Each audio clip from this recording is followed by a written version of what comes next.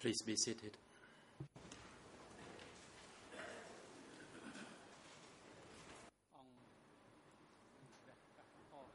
The court is now back in session.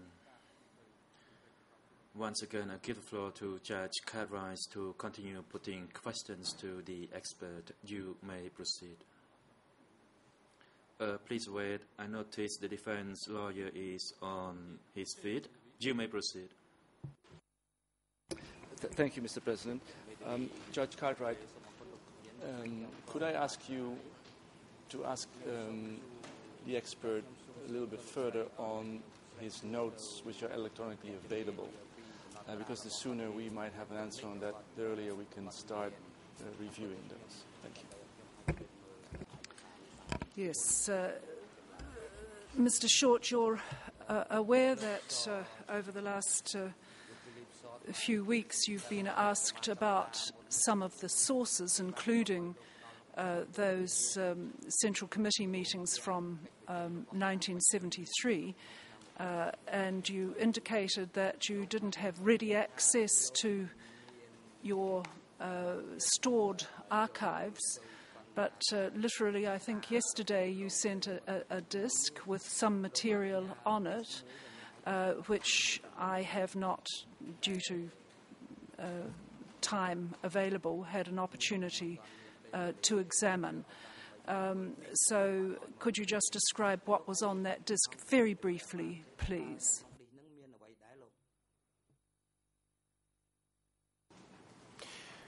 Allow me to apologize to the court for not having been able to provide this material earlier. You asked for a number of documents. They are all in storage elsewhere. But just before I came to Cambodia, I discovered a disc which I thought might have some of the material on it, and indeed it does. So what I have sent to you are the documents you asked for from the Vietnamese military archives in Hanoi. The originals were in Vietnamese, they were transcribed, and I have given you French translations. And I've also given you this document, which is the complete electronic notes to the book, which contains much fuller sources than are in the printed version. You asked, and I've just been able now to check, earlier you asked about a quote from Pol Pot saying that the evacuation of Phnom Penh was not pre-planned. That was in an interview with Yugoslav journalists in late 1977 or early 1978. I've been trying, I'm a little puzzled about your references to the 1973 Central Committee meeting, because I seem to have the crucial Central Committee meeting at Miak in September 1974.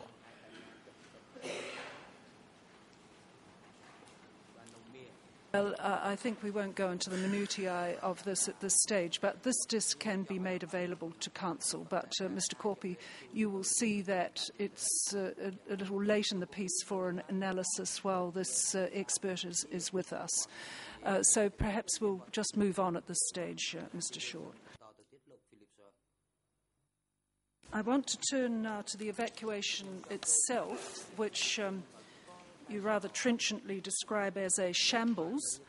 At page 275 of your book, which is English ERN 003968483 and French 0063981028111, you give an estimate of lives lost at 20,000, that is, lives lost during the evacuation. Can you give me any information about the source for that estimate, please?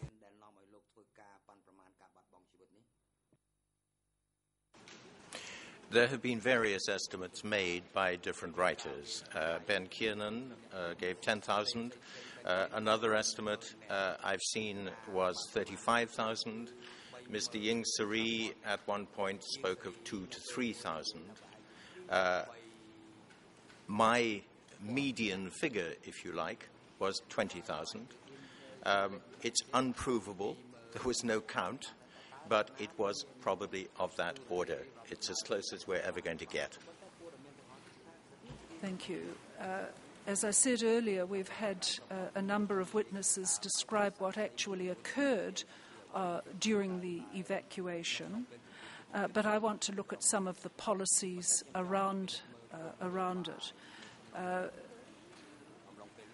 For example, were the evacuated city dwellers allowed to take much with them, and what about money? Could you comment on those two aspects of their possessions, please?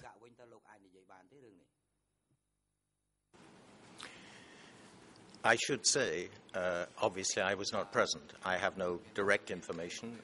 What I have been able to conclude is based on the testimony of those who were present or who watched what happened.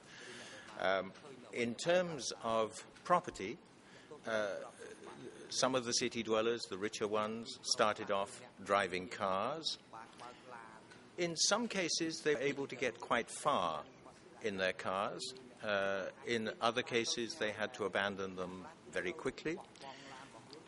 I think it's worth stressing that there were tremendous differences in the way that the troops from the different zones treated the evacuees. If you were going east, it was one set of rules. If you were going to the south or the southwest or the north, it was another set of rules. But basically, people were able to carry less and less, so it was abandoned along the way. In the first hours, maybe the first days, Cambodian currency was used, but it then was made very clear by the Khmer Rouge escorting the refugees that money would have no value. And the stall keepers, there were still stalls along the way. Those who had a little something to sell would stop selling it for money. They would then sell it for valuables, for jewels, for gold, or whatever. You also spoke at page 280 of your book, which has the English ERN 003964888 and the French 00639816217, that those being evacuated were obliged to write personal histories or biographies. Can you summarize the reasons for the writing of these biographies, and then we'll turn to the outcome from the collection and examination of those biographies? This was a Khmer Rouge technique, which they had certainly learned from the Vietnamese communists, who in turn had learned it from the Chinese communists. But the Khmer Rouge took it further. The initial purpose was to establish the backgrounds of those who were being evacuated from the cities. You say that at the same page that technicians and skilled workers were identified and taken away, and that many deportees concluded that as nothing further had been heard from them, they had been killed. You contradict that assumption. Could you please explain that?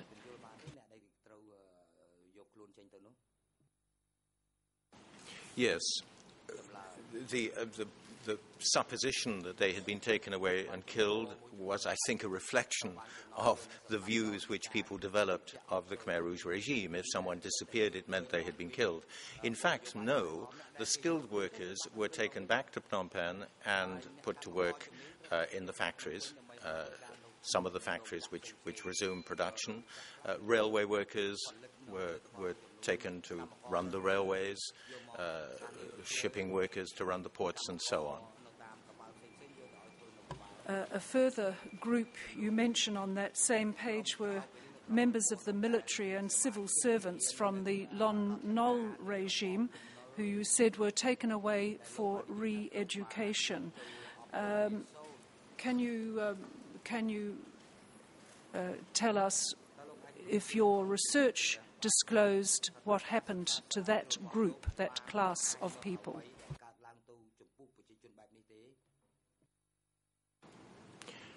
As a class, on the whole, they were killed.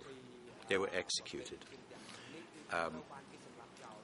Certain among them were not. I mean, again, one of the characteristics of the regime was that treatment was not completely uniform.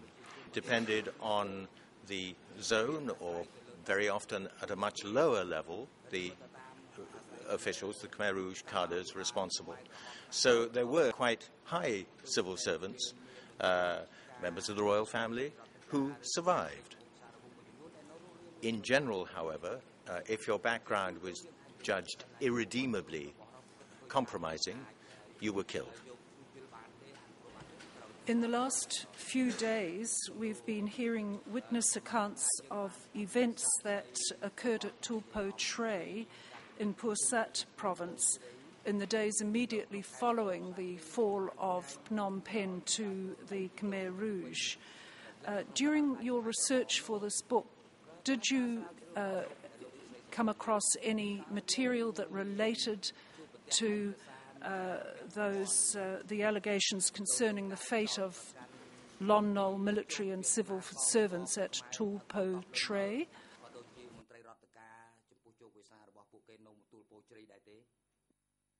It's not in the index to my copy of the book. No, it's not a place name which rings an immediate bell with me.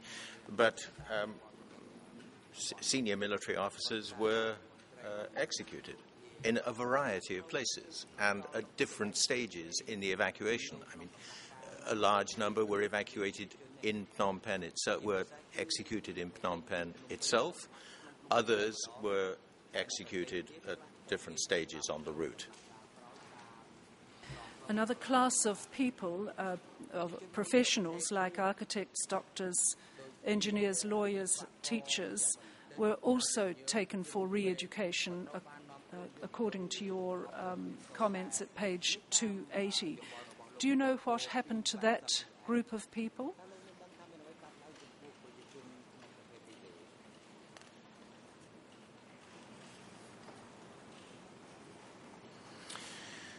Yes. Attempts at re-education were made in the very early stages, and those groups, they were put on an extremely harsh regime.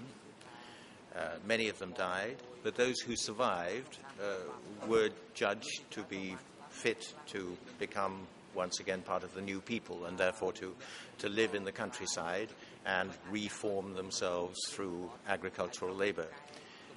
There was one later attempt. Son Sen, the defense minister, we're now talking about 1976, I think, or 76, early 77, did attempt to start re-education courses. They were judged unsatisfactory, and so they stopped. And basically after that, if you committed what the regime regarded as misdeeds, then you paid with your life.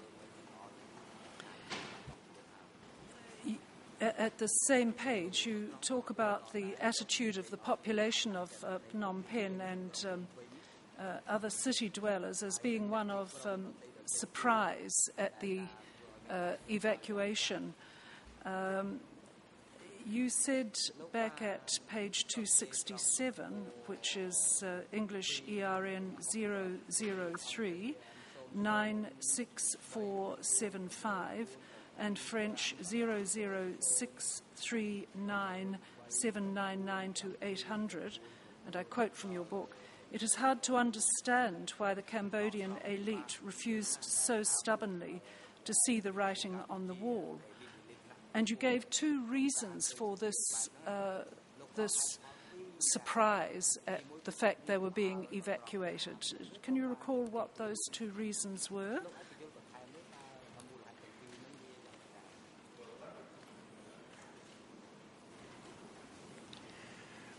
One reason was certainly that the Khmer elite believed that an arrangement would be possible with the new regime and found it very hard to believe what the reports which did reach Phnom Penh, which were that this was a radical regime with which no compromise was possible.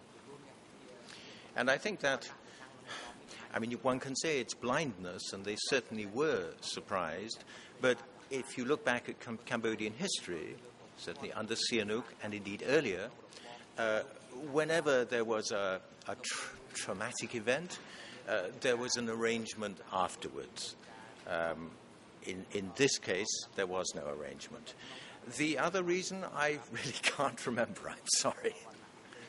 Well, at page... Remind me. Yeah.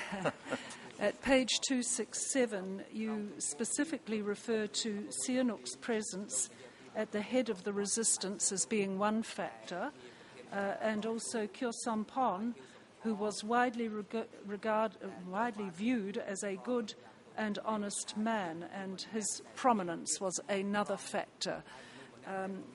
Would you wish to comment on that? I am going to turn to Kyo Sampon and the reasons why he was respected and influential, so you don't need to expand greatly on that. Yes, forgive me for a mental blank. Those reasons were extremely important. Sihanouk's support of the Khmer Rouge, or his leadership, in inverted commas, of the movement against Lon Nol, reconciled many Cambodians to it. Kyo Sampon's reputation is another key element. If you would allow me to add one thing which comes from our earlier discussion about the evacuation and Mr. Kyo Sampon's role in it, I would like to do so. You quoted him as saying that he had remonstrated with Pol Pot. I hope he will forgive me if I say that really doesn't add up. I don't think Mr. Kyo Sampon or anyone else was in a position to remonstrate. And one thing which we need to remember about this leadership is that you could not object to the policies the leadership had laid down without exposing yourself to very serious trouble, or in most cases putting your life on the line. One man who did object to the evacuation was Hu Yun, who said what the Standing Committee has done is wrong. Now, Hu Yun was killed afterwards. He was a senior leader who'd been with Pol Pot in Paris, and for whom Pol Pot had considerable sympathy. He wasn't killed, he wasn't executed, but he was killed some months later in rather strange circumstances. So I think when it comes to things like the evacuation, and indeed many Khmer Rouge policies, this is not to justify people's silence, but with respect, the court needs to be aware that we are not talking about a democratic state where people could object and say, I disagree. We're talking about an extremely rigid regime where if Mr. Kyo Sampon or anybody else had said, I object, their neck would have been on the line. Well, turning to Kyo Sampon and his influence or otherwise, as you have just described it, in his monograph, Cambodia's Recent History, he describes how he joined the CPK and he fled to the forest when then Prince Sihanouk suspected him because he was the editor of the French language newspaper, and he was also suspected as being one of the leaders of the conflict, in some lot. So in 1966, Kyo Sampan said, and I quote from 00103 736 English and French 00, slow down, sorry, 00595 Kyo Sampan described it like this, that he accepted the proposal of the CPK, the Communist Party of Cambodia, to allow us to take shelter in the countryside. Now, this implies a certain distance from the CPK on his part, namely that they invited him to join them in the forest. Do you have any comment on that?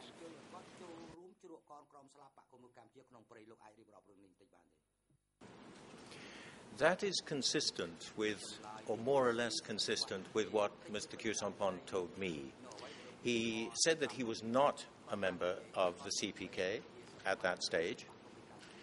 He had been a member of the French Communist Party when he was a student, but that he was in close touch with the Phnom Penh city organization. And he and Hu Yun, whom I mentioned earlier, both left at the same time and spent a considerable period in complete isolation in a very remote village. And this plays into what I was saying about influence, Mr. Kyo Sampan's possible influence. One point he made, and I am inclined to believe it, is that Hu Yun found it very difficult to accept his isolation and wanted to move about. Mr. Kyo Sampan was very disciplined, did exactly what he was told, and followed the rules. And I do think that was an honest characterization of his personality. That is to say, throughout the Khmer Rouge period, the evacuation and everything else, he basically did what he was told. In that same monograph, at page 60, English 00103 753 and French 00595433, he says that he was loath to go out between 1970 and 1975, when he was still in the jungle, because his elevated position meant that security and protocol for him were a problem. Does that fit in with the analysis that you have just given?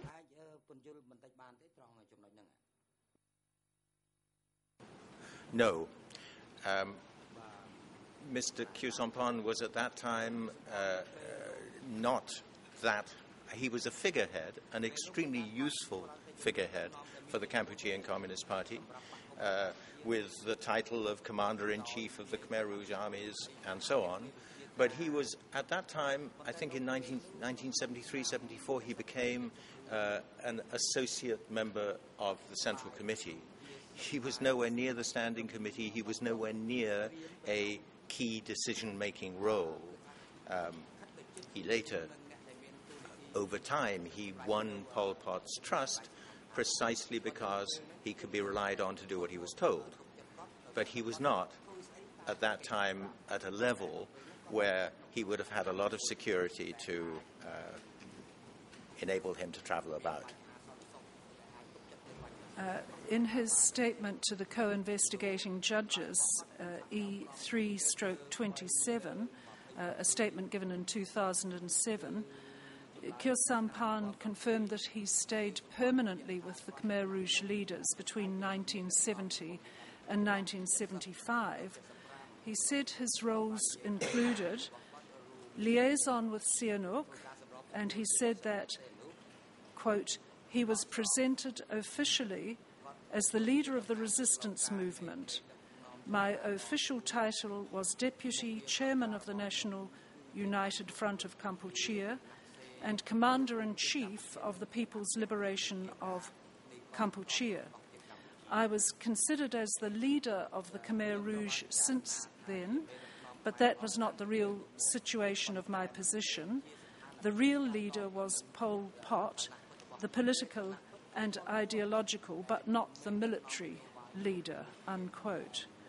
Now, it seemed to me when I read that in the interview that what he was saying was that before they became the de jure government of Cambodia, his position was as the head of state and the titular head of the armed forces, but not the real leader like a prime minister would be in the sorts of Western democracies that I could compare it with. Would that be a fair assessment to make?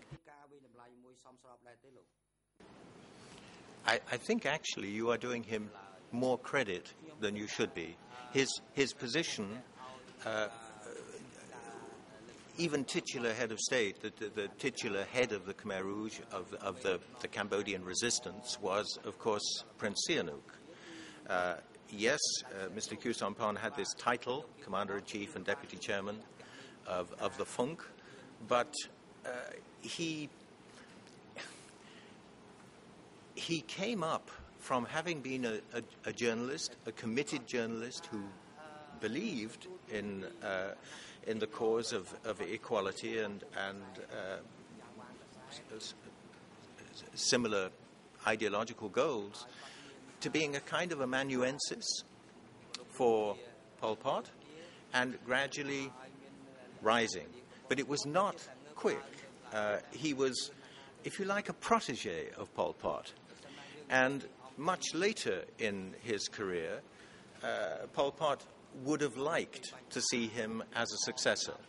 It didn't happen for all kinds of reasons, partly because he was perhaps a better follower than a leader. But up to 1975, and indeed really up to 1976, when he became head of state, his role should not be exaggerated. Khieu Samphan does not make any mention in his monograph of what he actually did in the jungle between 1966 and 1975, when Phnom Penh fell. Have you been able to, are you able to shed any light on this lengthy period of apparent inactivity? He spent, I think, at least a year in more or less isolation in a small village. Then I remember him saying to me that one day there was a lot of activity, and they said to him, "Look, we're moving," and that was after '67, after the Samlot uprising, and they went to Mount Oro, where other intellectuals sympathetic to the communist cause gathered over the following years, and then to the northeast, near Kompong Cham, in the jungle, where Pol Pot's headquarters was based in the early 70s, after Pol Pot had come down from Ratanakiri. What exactly he did there, he was living in the same leadership compound as Pol Pot, but the best description I can give is the one I just mentioned, an amanuensis, who was taken gradually into the leader's confidence, and certainly stayed very close to Pol Pot throughout that period, right up to the end, the final offensive in Phnom Penh. It does appear, however, from what he has said in his interview with the OCIJ and in his monograph, that during this lengthy period in the jungle, he became more interested and involved, or more interested in the Khmer Rouge revolution, And he lists three matters in his monograph. He noted that he had a lot of knowledge of the armed struggles of 1968 and 1969. He observed thousands of youngsters joining the Khmer Rouge guerrilla units during this period in the jungle, and he saw entire villages being liberated one after the other. Do you think that these experiences had an impact on him?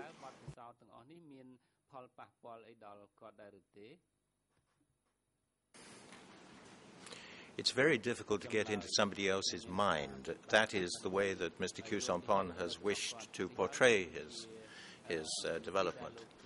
I think you have to look back to the economic thesis which Mr. Khieu wrote as a student, doctoral student in Paris, which prefigures much of the, or large parts at least, of the economic and social policy which the Khmer Rouge eventually introduced.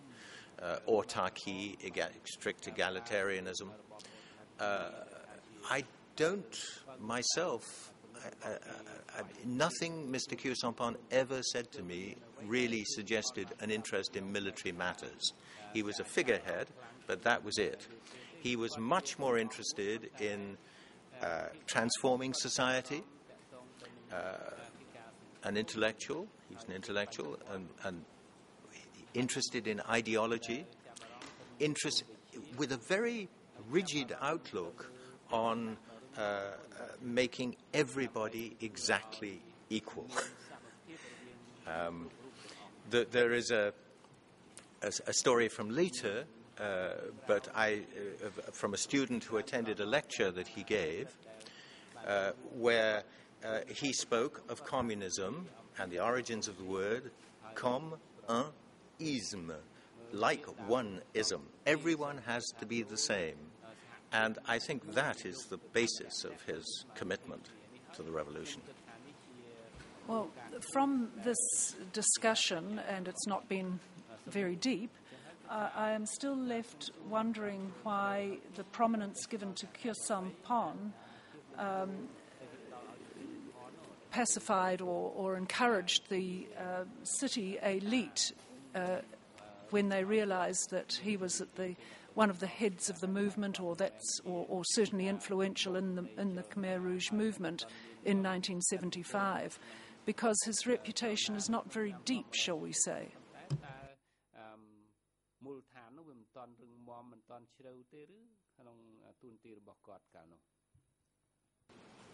The foundations of his reputation are much earlier. They're not from the period he was with the Khmer Rouge. It's just that he had an image. When he came back to Cambodia from Paris in, I think, 1960, I'd have to look up, but it's roughly that time, and his family wanted him to become an official, a mandarin, do very well. And he said no, he wanted to become a journalist, and he started L'Observateur, which was, if you read it today, the criticisms of the Sihanouk regime are very elliptical and very kind of gently put, but nonetheless they made a serious impression on the intelligentsia of Phnom Penh. Sihanouk's interior minister had his police strip Khieu Samphan naked in the street. He was humiliated. He kept on with the newspaper. So he developed a reputation, almost you could say a unique reputation in Cambodia, as a man of probity, of honor, who was not easily intimidated, and who believed in a better and juster system for the country. Now, had Prince Sihanouk's regime left a political space for people like Khieu Samphan, much that had happened later might not have happened. But there was no space for them, so he had this reputation of honesty and probity, and he carried that with him right up to 1975. So that's what reassured the elite. one comment he made in his monograph was that he learned only after the coup in 1970 that Selot Sa and not Ieng Sari was the secretary of the Communist Party of Cambodia. Do you wish to comment on that?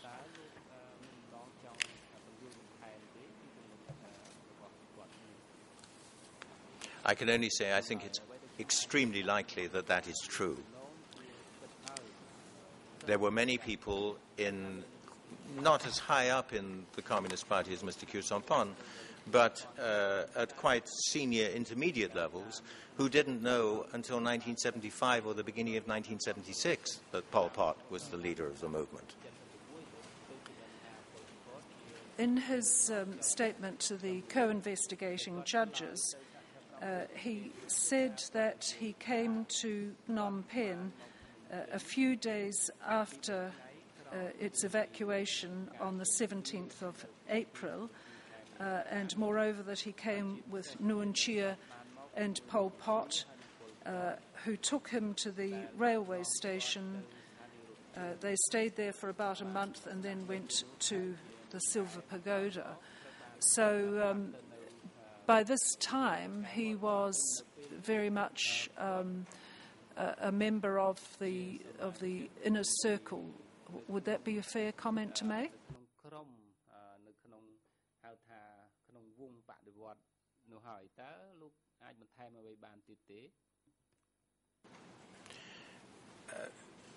Partly fair. What I would dispute or worry about is the word member. He was associated with the inner circle and he moved about with them, but I don't think he was a member of the inner circle. Again, amanuensis, an inner circle has trusted people who are with them, but who are not of them. And I would say Mr. Khieu Samphan was that.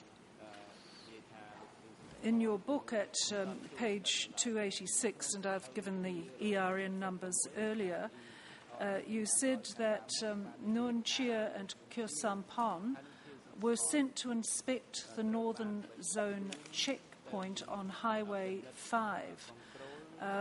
Now, did you, presumably they had some observations made of the evacuation. Did you discuss that particular matter with Khieu Samphan?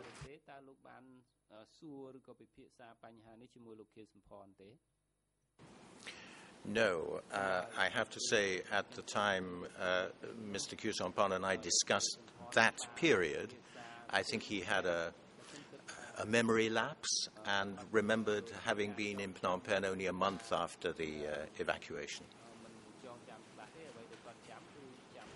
Now, you've already touched briefly on Khieu Samphan's influence on economic policies, discussing his earlier work, his earlier academic work as presaging the economic and social policies adopted by the Khmer Rouge.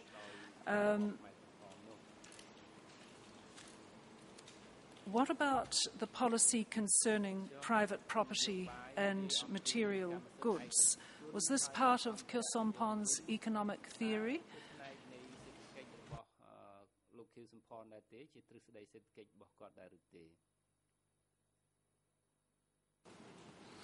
To the best of my recollection, it was not in his thesis as a doctoral student in Paris. That dealt much more with autarky, with self-sufficiency.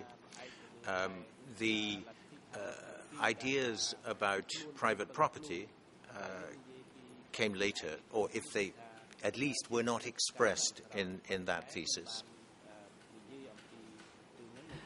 In a copy of the Revolutionary Flag magazine of December 1976 to January 1977, document number E3/25, at the very beginning of a speech entitled the shining victories of 1976 and the clear, bright future of 1977, this comment is made.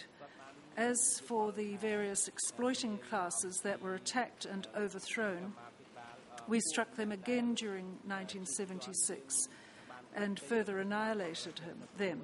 They cannot raise their heads, whether in the countryside, in the cities, in the ministries or in the offices, or in the revolutionary ranks inside the party. This attack and annihilation was not an easy thing just done in one or two fields. It was systematic, an attack on every field to dig them out by the large roots and the small roots. I'm not quite sure whether that reference, which is followed by the comment about the private ownership regime of the feudalist landowners and capitalists, is a description of the way in which they would treat their enemies, or a more symbolic language used for an attack on the exploiting classes and their economic theories. Are you able to assist me with that?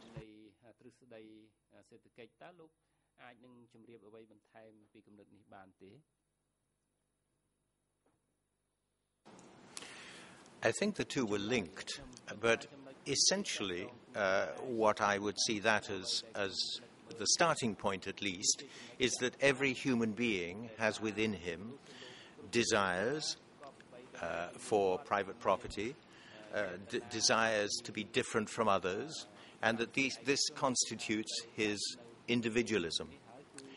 And the Khmer Rouge wished to demolish the individual so that everybody was no longer individual but part of a mass.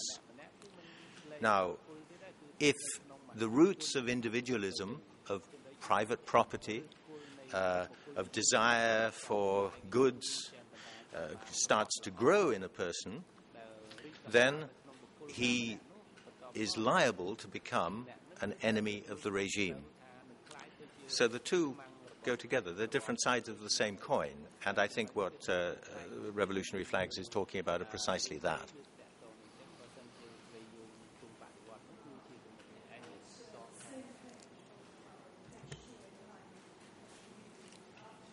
Sorry, I'm not hearing. Sorry, President. I'm sorry, Mr. Short. The page immediately after 289, you said that the case for autarky had been made by Kyo Sampon in his doctoral thesis presented in 1959, and he defined autarky as self-conscious, autonomous development. And I apologize to the interpreters because it's not going to be easy to capture these concepts. It was therefore, in his view, an objective necessity, and to bring that about, it was necessary to restrict free trade and redefine the relationship between the individual and the state. Again, this seems to me to be a merging of theories, the way you control people and the way you control economic policy. Do you agree with that, or is that overstating the situation? I think one can read that when you talk about a change in the relationship between the individual and the state, or when Mr. Kyo Sampon talks about that, that could simply cover collectivization. It doesn't necessarily. I think one has to be a little bit careful of reading into the earlier document what became a highly elaborated theory 20 years later or 15 years later. I think the thing evolved. Well, there were other policies as well. For example, the rooting out of enemies and symbolic language was often used there as well, digging up by the roots and so on, and you refer to that in your book. You have studied the Chinese Communist Party, and you've already touched to some degree on the CPK policies and their connections or dissimilarity to the Chinese Communist Party's approach. But were these economic policies and the policies towards enemies orthodox communist parties at the time?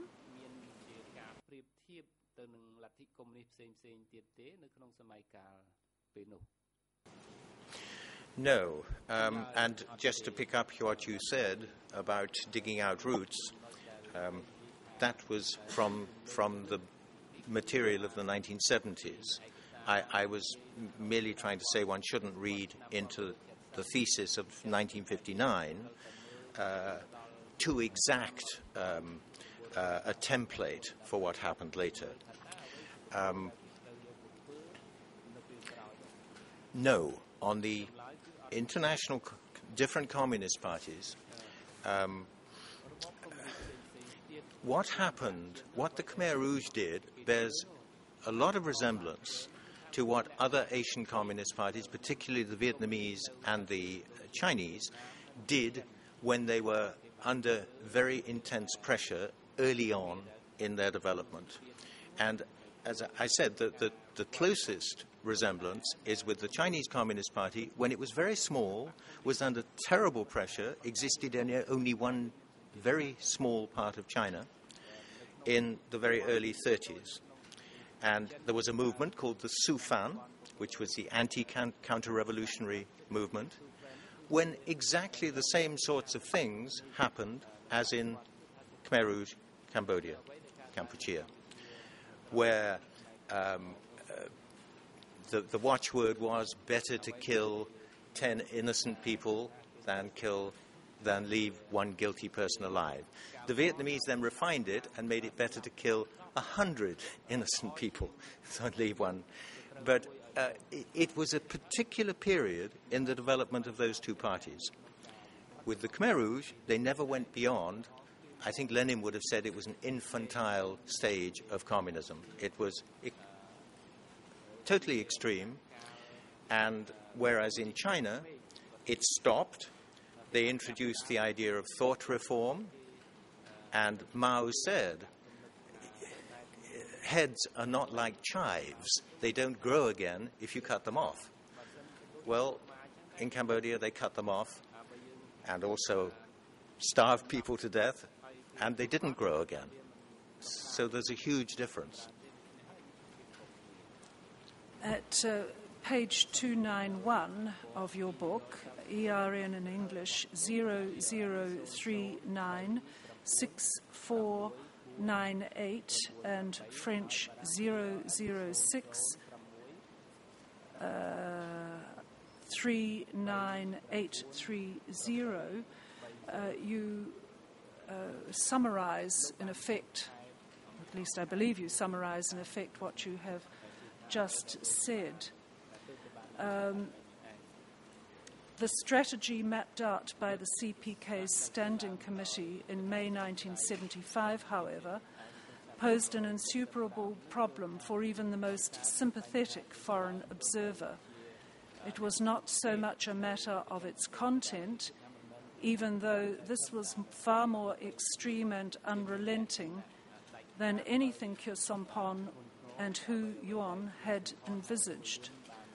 The problem lay in the way it was to be implemented, not, quote, irrational or utopian, as a French specialist put it, just, quote, cruel and inhuman. And you go on to say, what Pol and his colleagues approved that spring was a slave state, the first in modern times. Now, do you want to reflect on that statement? Was it a flourish, or is there any other comment you wish to make?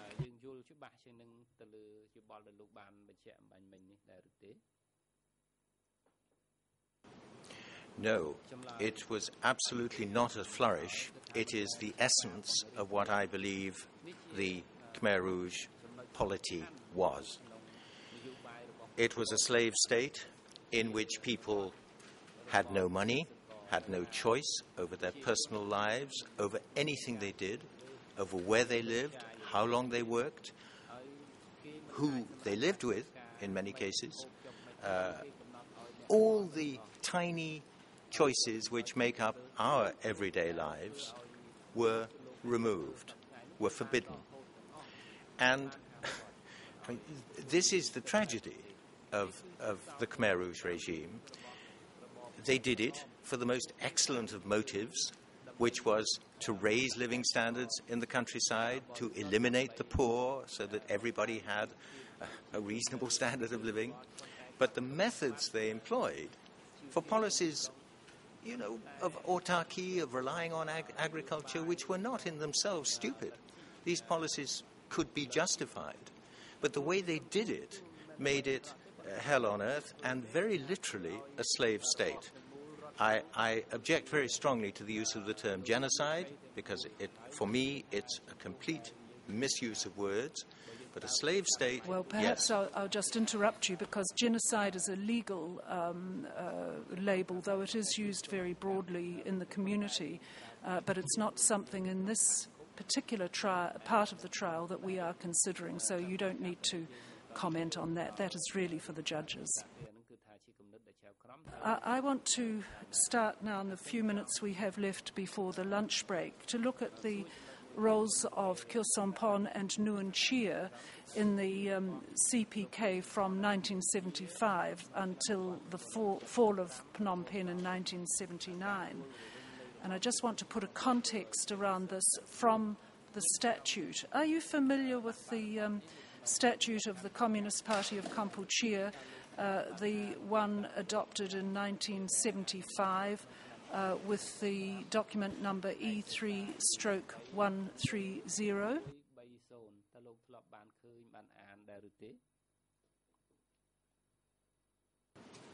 I can't see it on my screen, but I imagine I surely am, yes. Let me just run through the structure as set out in that statute. The General Conference was to be, which was an organisation of the party, was to have the highest power rights throughout the country and was to represent the entire country. The Standing Committee of the party was to call a General Conference every 4 years, although it could meet more frequently. Are you aware if the General Conference met more often than the one time when it met in the first year of its operations?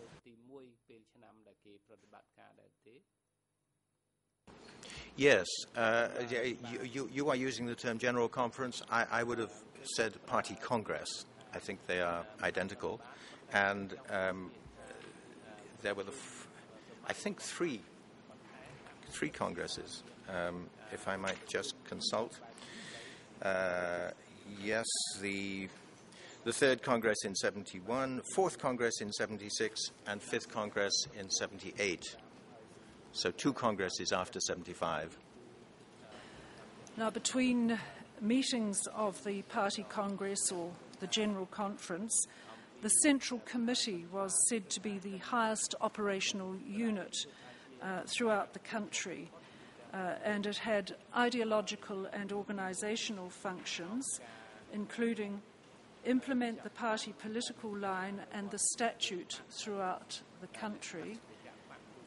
It was obliged to instruct all zone, sector and city and party organisations in political and organisational principles and stances concerning the tasks of national defence and building of democratic Kampuchea. It was also to govern and organise cadre and party members through the whole party. And under Article 8, I quote, any sector or unit which has special characteristics, be they political, military, economic or cultural social affairs related may be organised separately, with the Central Committee being responsible directly or indirectly along a specific organisational line. Now, bearing in mind that that separate approach that the Central Committee has established, how familiar are you with the lines of communication and the structures around the Central Committee and Office S21?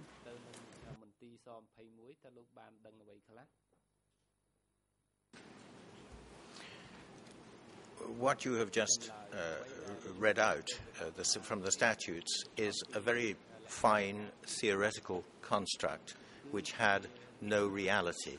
It didn't exist. And that was also true of the Parliament, the National Assembly. The only unit which mattered on a day-to-day basis was the Standing Committee, and you mentioned S21, the Security Committee, which was a much smaller group. Both of these had very few members. Increasingly, as time went on, decisions were made by Pol Pot and Nuon Chea rather than even the full Standing Committee. But the Central Committee would meet, I think it met 3 times between 1975 and 1979. They were partly work conferences, partly conferences to absorb the decisions which the Standing Committee had already reached. And S21 was not under the Standing Committee and certainly not under the Central Committee. It was under the Security Committee composed of Son Sen, Pol Pot and Nuon Chea. Kyo Sompon had been member of a standing committee of the Communist Party of Cambodia for some years prior to the fall of 1975. What about Kyo Sompon?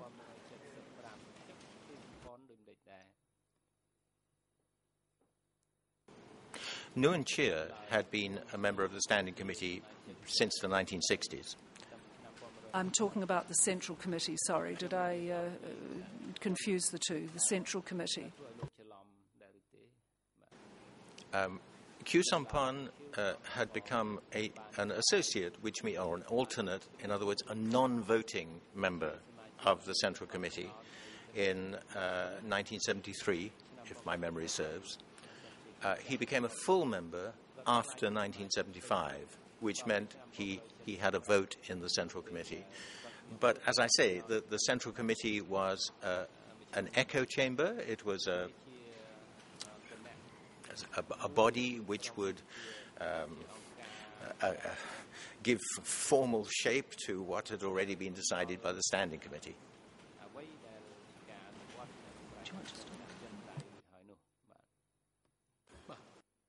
The President. Thank you, Judge, and thank you, expert. The time is now appropriate for a lunch adjournment. The Chamber will adjourn for lunch and resume at 1:30 this afternoon. Court officer is now instructed to arrange the place and lunch for the expert during the break and invite him back to this courtroom before 1:30 this afternoon. Security guards are instructed to bring Mr. Kyo Sompon down to the holding cell downstairs and have him back in this courtroom this afternoon before 1:30. The court is now adjourned. សូមក្រោកឈរ